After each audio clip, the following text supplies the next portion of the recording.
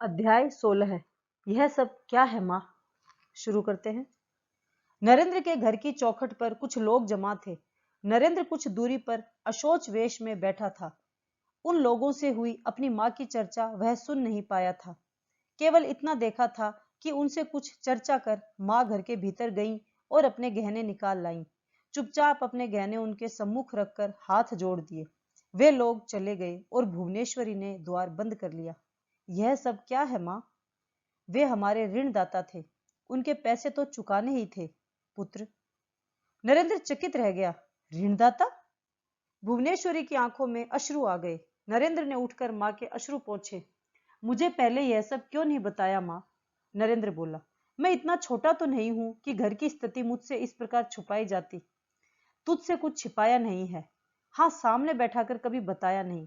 तेरे बाबा ने मुझे भी कभी उस प्रकार नहीं समझाया, किंतु इतनी बात तो मैं स्वयं भी समझ सकती थी कि अपना भवन छोड़कर यह छोटा सा घर भाड़े पर क्यों लिया गया, बग्घी और कोचवान क्यों नहीं रखे गए। तेरे शैशव में अकेले तुझे पालने के लिए दो दो नौकरानियां रखी गई थी, किंतु आज घर में एक भी नौकर क्यों नहीं है। तुम्हारे बाबा अब वैसे बड़े बड़े भोज क्यों नहीं करते। बताने को क्या था, देखकर भी तो समझा जा सकता था पुत्र। किंतु मैंने यह सब क्यों नहीं देखा। मैं भी तो इसी घर में रहता था। इस घर में?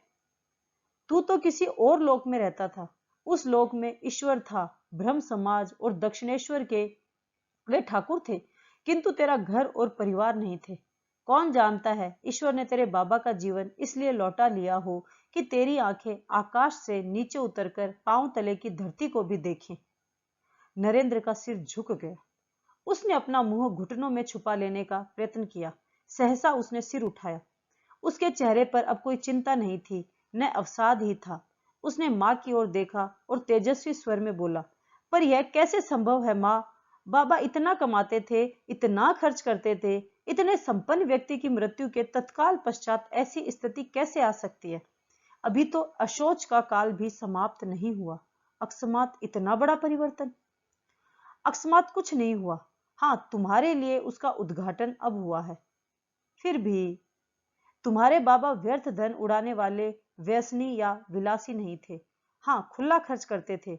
उनका हृदय बहुत बड़ा था। जानते ही हो, अपने समाज में वे दाता के रूप में जाने जाते थे और तुम्हारे बाबा के पास व्यवहारिक व्यापार बुद्धि नहीं थी।